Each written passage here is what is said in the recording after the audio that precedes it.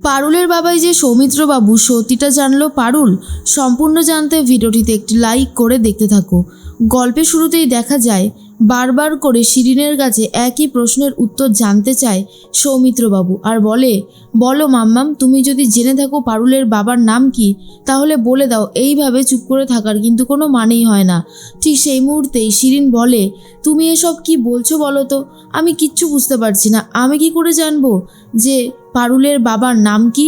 তখনই সিঞ্জিনী বলে, আচ্ছা সৌমিত্র, ওর সাথে এরকমভাবে ব্যবহার করার কি কোনো মানে আছে? ও তো ভয় পেয়ে যাচ্ছে, তুমি ওকে ছেড়ে দাও প্লিজ। কিন্তু সৌমিত্রবাবু এটা বুঝে গেছিল পারুলের বাবার নাম এমন কেউ যে কিনা রীতিমতো সবার চোখের সামনেই আছে, কিন্তু কেউ বা কারা চাইছে তাকে সামনে আনতে না। কিন্তু সে কে, এটাই সৌমিত্রবাবু জানতে চায়। অন্যদিকে পারুলও সেই একই কথার জানতে চাইছে তার বাবার নাম কি। রায়ান তখন বলে, দেখ পারুল, তুই যদি এরকম করতে থাকিস তাহলে কি করে হবে? ঠিক সময়ে খাওয়া দাওয়া করছিস না, ঠিক সময়ে নিজের যত্ন নিচ্ছিস না। পারুল বলে, রায়ান, আমার না একদমই ভালো লাগছে না, খুব চিন্তা হচ্ছে মাকে নিয়ে। কাকুও তো তেমন কিছু জানালো না। একটা কাজ করি, আমি বরং ফোন করি। এরপরেই ফোন করে সৌমিত্রবাবুকে আর বলে, কাকু, আপনি আমাকে কিছু জানালেন না, মা এখন ঠিক আছে তো? সৌমিত্রবাবু বলে, পারুল, আমি ইমিডিয়েটলি তোমার সাথে দেখা করতে চাই, তোমার সাথে অনেক কথা আছে। পারুল তখন বলে, আমার সাথে? আচ্ছা ঠিক আছে, আমি এক কাজ করছি, আমি যাচ্ছি আপনার সাথে দেখা করতে। এর মাঝখানেই দেখা যায় শিরিন জিজ্ঞেস করে তার মমকে, আচ্ছা মম, তুমি বাবার লাইফে কি করে এলে? মানে কি করে সম্ভব হলো এই সব কিছু? তখনই সিঞ্জিনী নিজের জীবনের কিছু অতীত তুলে ধরেছে তার মেয়ের সামনে আর বলে, ছোটোবেলা থেকেই আমি আর গায়ত্রী ছিলাম বেস্ট ফ্রেন্ড। তো আমি সব কিছুতেই কিছু পারতাম না আর ও সব কিছুতেই আমার থেকে এগিয়ে যেত, যেটা আমার একদমই পছন্দ হতো না। সব কিছুতে মানে সব কিছুতে সবসময় আমার সাথে ও অনেকই রীতিমতো খারাপ করতো।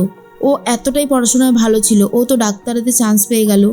আর তারপরে আমার দ্বারা তো পড়াশোনা হলো না। আমার বাড়ির লোক সবসময় গায়ত্রীকে দিয়ে উদাহরণ দিত, যেটা আমার একদমই ভালো লাগতো না।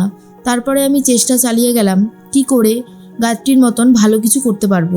তখনই শুনি গায়ত্রীর সাথে বিয়ে হচ্ছে সৌমিত্রর, যে কিনা এত বড় একজন সাকসেসফুল বিজনেসম্যান।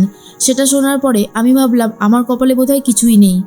এরপরে দেখা গেল গায়ত্রী প্রেগনেন্ট। আর তখন আমি একটা ছোট্ট নাটক করলাম, যেখানে গায়ত্রীকে বলে দিয়েছিল সিঞ্জিনী সেও নাকি প্রেগনেন্ট, আর এসবের পিছনে রয়েছে সৌমিত্রবাবু।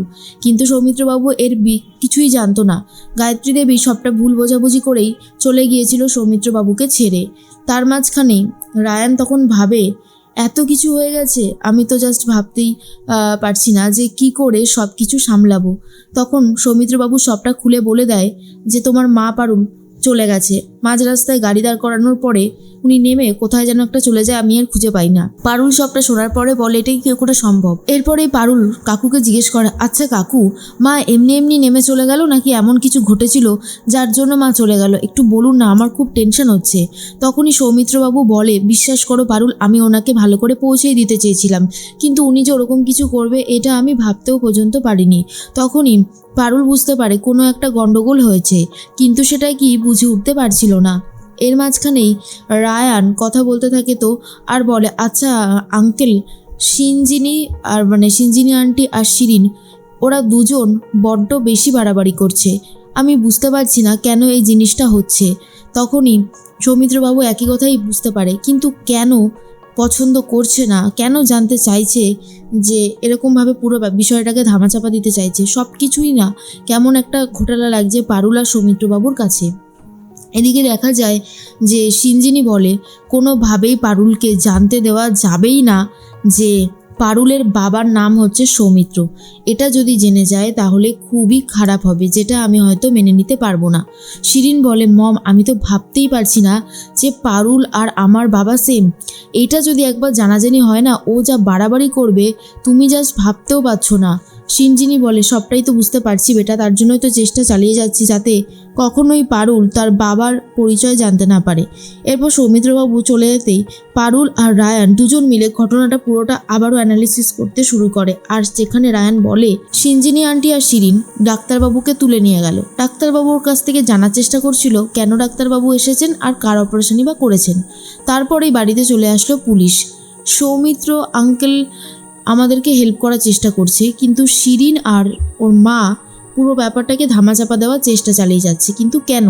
তার মানে কি? পারুলও বুঝে যায়, তার মানে কি শিরিনের বাবাই পারুলের বাবা? এই সন্দেহটাই মনের মধ্যে ঢুকে গেছে পারুলেরও।